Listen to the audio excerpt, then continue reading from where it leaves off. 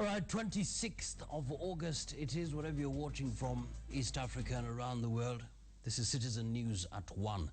I'm Johnson Mwakazi. Now, members of the Judicial Service Commission are currently holed up in a meeting to decide whether to honor summons to appear before the Justice Parliamentary Committee on Thursday over the Chief Registrar Gladys Bos-Cholet's saga. The 11-member commission will also draft a responding affidavit following an order issued by the High Court blocking the commencement of investigations against the Chief Registrar of the Judiciary, Gladys Bos-Cholet, last Friday. We're now joined by our very own Abdi Osman, who is at the Supreme Court building, for details on this particular story. Good afternoon, Abdi Osman. Good afternoon, Johnston. Many thanks. Of course, we're still waiting to get the results of the particular meeting. How far has the meeting gone? Do you have any word in terms of the resolutions that have been made so far? Well, it's indeed very early to tell just what the Judicial Service Commission has arrived at as a decision. In fact, as far as we know, the meeting is still on right here at the Chief Justice Willy Mutunga's private chambers here, the Supreme Court of Kenya, the highest court in the land and the highest organ of the judiciary. The Judicial Service Commission is indeed going through its paces as far as crucial decisions that will have an impact on the future of the judiciary are concerned. This include what you've just alluded to in the lead-in to this live link, which is that they're meeting to arrive at a decision on how to respond to the invitation by the Parliamentary Legal Affairs Committee that the Judicial Service Commission appears before it on Thursday this week. You do remember, Johnson, that on Thursday last week, the Judicial Service Commission was not the invitee at the session of the Parliamentary Legal Affairs Committee, but it was during that session that we were informed that they had been invited the next day. They opted not to appear before the Parliamentary Legal Affairs Committee. Now, Mwakazi, we do know that from 10 a.m. this morning, members of the Judicial Service Commission streamed into the venue of the meeting here at the Supreme Court. They've been meeting since then. The meeting is being chaired by the Chief Justice Willy Mutunga. Several top-ranking judges who make a part of the Judicial Service Commission are all in here, including Supreme Court Judge Smokin Wanjala, Judge Mohamed Warsame, Justice Isaac Lenaola, Chief Magistrate Emily Ominde, and the rest of the commission also here, with exception, we're being told from judicial sources here, judiciary service sources, that perhaps Attorney General Githu Muigai, Professor Githu Muigai, is the only one who's missing. So this is indeed a very, very crucial session. How do they respond to Parliament, an entirely different arm of government? How do they retain their independence, and how do they respond to interests of public matters being aired to Parliament? Because that is also a tool used in this modern democracy to gauge the performance of government. There have been certain calls, Mwakazi, that perhaps maybe because some of the members of the Judicial Service Commission are sitting judges, Chief Justice Willy Mutunga, Supreme Court Judge Smokin Wanjala, Chief Magistrate Emily Ominde, Justice Isaac Lenaola, and Justice Mohamed Warsame, that they will just not be able to appear before the Parliamentary Committee. The truth will come out in a few minutes when they do appear here to give us a briefing. We do not know whether they'll all appear jointly or whether one official of the judiciary, the Chief Justice, will be giving us a briefing, but we do expect a briefing any moment from now. Perhaps just to help us understand, perhaps you could break it down. Apart from just the separation of powers, why is it such a great fuss for the judiciary to feel we cannot appear before the Justice Legal Affairs Parliamentary Committee? Why is there such a great fuss? Well, I think it's also got to do with the way the Parliamentary Legal Affairs Committee has expressed itself, you know, at one point saying they will make it clear to the Judicial Service Commission where they'd gone wrong. That was the chair of the Parliamentary Committee, Samuel Chepkonga, speaking some days back.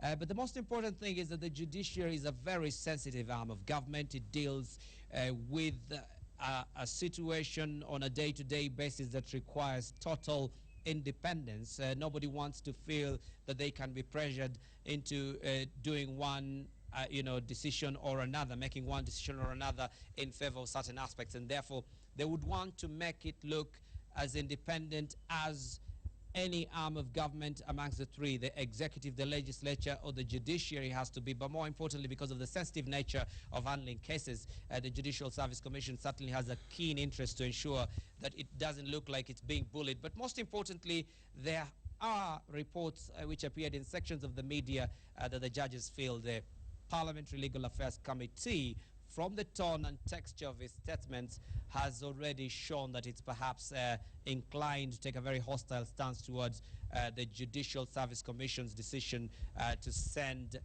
the Chief Registrar of the Judiciary, Gladys Boss-Sholay, on forced leave. And that's the other thing Mwakazi can report. No sighting of Gladys Boss-Sholay either here or at the Milimani Law Courts. If we do get any update on that, we will keep you informed. She's insisted on her innocence. The JSA says through the interviews some of its members have given, too early to judge, let's give them a chance. The deliberations will only continue once the court proceedings, because the court has stopped their proceedings and the investigations into Sholay's integrity. Once that is cleared by the courts, then perhaps we'll have an inkling or two on just what transpired between the JSC and Sholay. In the meantime, all eyes firmly fixed on the doorstep behind me, the staircase here, where we do expect a briefing, and when that does come to the fore, we'll keep you updated, Mwakazi. Absolutely. Many thanks indeed, Abdi Osman, reporting all the way from the Supreme Court. Of course, the Judicial Service Commission is meeting, and we cannot tell you anything as far as that is concerned, because they're still meeting. Once the meeting is over, we'll be giving you the details, so you need to keep it locked here onto Citizen Television. But in the meantime, let's move on to another story here. From Narok County, police are hunting for a man who went on the rampage last night, hacking 6 people at Emitik village in Sogor, Narok South. The man is said to have gotten into a dispute with his wife, who left him for her parents' home. The man in turn stormed the in-laws' home with a machete, hacking the wife, mother-in-law, and 4 children. One of those children injured being his very own. Fortunately, the 6 survived the attack and are now admitted at Tenwek Mission Hospital in Bomet. The suspect is still at large, but angry neighbors stormed his house and set it ablaze.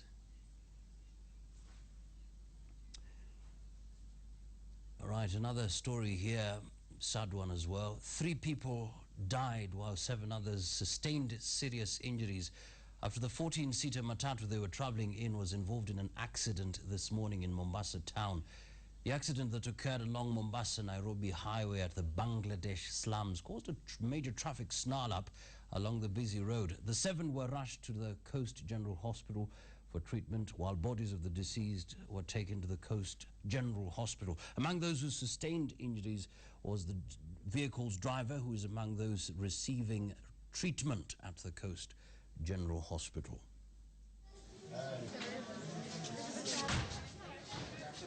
There were 10 victims, 7 came alive, and we had 3 people who were brought in dead.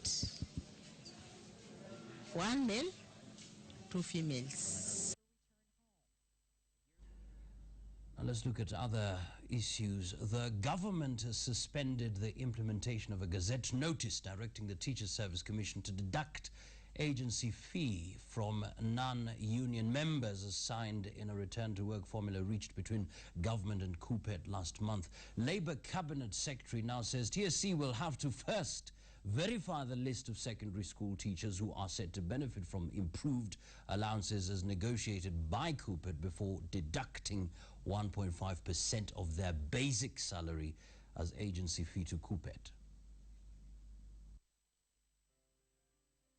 Following the gazettement of an agency fee order applied for by the Kenya Post-Primary Teachers Union, KUPPET, for implementation by Teachers Service Commission, I have today suspended the implementation of the said notice in exercise of powers conferred to me under Section 49, 2A and B, and Section 52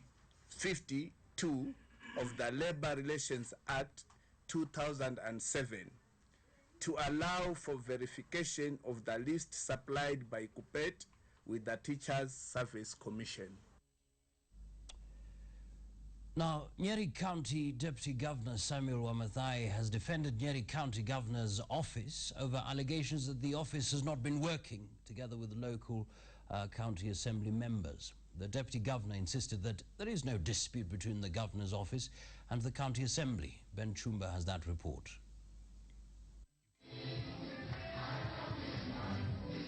Speaking during a homecoming and a Thanksgiving ceremony of nominated Nyeri County Assembly member Zipporah Wangeshi, Nyeri County Deputy Governor Samuel Wamathai said that the Governor's office has always involved members of County Assembly in its development agenda. We hit the ground running. So those other issues are about little squabbles. They don't mean anything. They are just little teething problems. So far we have been working. I don't think anybody has been working like Nyeri. He noted that within the short period they were in office, a task force had been created to deal with various issues facing the county. Talking about coffee, talking about tea, talking about milk. We have already established a committee to deal with alcohol issues, to make new laws. We have already established a task force to map out our roads. And I believe the Governor's office appreciates the work of the county rep. I mean of the county assembly. So I would not call it as a dispute. I want to say that the county assembly is doing its work, the executive is doing its work. Leaders present during the occasion also dismissed calls for a referendum to amend the constitution to increase county allocations. We would rather accommodate the issues that are being raised through the process, because already we know it's possible to get the 40% or 45% increase from the budget without going through a referendum. I think it will be a waste of time, and in any event, a referendum is another election, and it is very expensive. Instead of spending that money in a referendum, let us spend that money to bring development to our people. Ben Chumba, Citizen at 1. Now, a group of angry residents of Kachieng B area in Alego constituency invaded the home of a man they accused of grabbing a community land. Led by Central Alego Ward County Representative Leonard Oriaro, the angry mob stormed into the compound of Fanuel Afuyo Oluoch and destroyed the perimeter fence. Jeff Kirui has that story. This was the situation at Kachieng B area in Alego constituency, as this angry mob took matters into their hands and invaded the compound of Fanuel Afuyo, accusing him of grabbing a community land. It was illegal and misguided for one Afuyo to grab the land against the wishes of over 8,000 people. The residents claim the land is registered under County Council of Siaya and was donated to the community for construction of Mbolori Market. We went to the Ministry of Lands, who is the legal owner of all lands in the Republic of Kenya, to really know who really owns this land. And this land is number 1027, whose owner is Siaya County Council, which holds it in our trust. However, Afuyo denied the allegation, claiming that he inherited the land from his father following a court order. The land had allegedly been taken over from his father by the local county council. The county council take my father's land without any permission. The father take this matter to the court in 1982. Okay? When the judgment was happened, read this one. The judgment held on 23rd February 1982. All the parcel number 1028 was awarded to Michael Oluoch Ahoyo, which is my father, and that is my father's land. Residents are now urging the government to speed up the issuing of title deeds to reduce land-related conflicts. Jeff Kirui, Citizen at 1. All right, just to take you back to a story that we looked at earlier on. Of course, the Judicial Service Commission is at the moment meeting to decide whether or not to meet the Justice and Legal Affairs Parliamentary Committee. Our big question this afternoon, very simple, and we want to make it absolutely interactive. We're asking you, should the Judicial Service Commission appear before the Parliamentary Committee? That's the big question. Should the Judicial Service Commission appear before the Parliamentary Committee? Well, right now they're they're deciding as to whether or not. So you can send your comment. The number is 22422. That's 22422. Kindly include your name and location, and after your yes or no response, please add 1 or 2 sentences. And I'd appreciate sampling some of them during this particular bulletin. You don't want to miss that. In the meantime, let's move on to another story here. Transport between Maralal and Rumuruti has become a nightmare for motorists in the last few months following the poor state of the road. Now, a 2-day journey is now taking 4 full days as the road linking the two towns remains in a deplorable state. Now, the road is said to be flooded, forcing passengers to alight and walk for kilometers before getting back on board. The local residents have taken advantage of the situation to do business with one David Lenges, constructing a makeshift bridge where he charges 10 shillings for any user to pay before crossing over it. Residents are now calling on the government to intervene. Yes.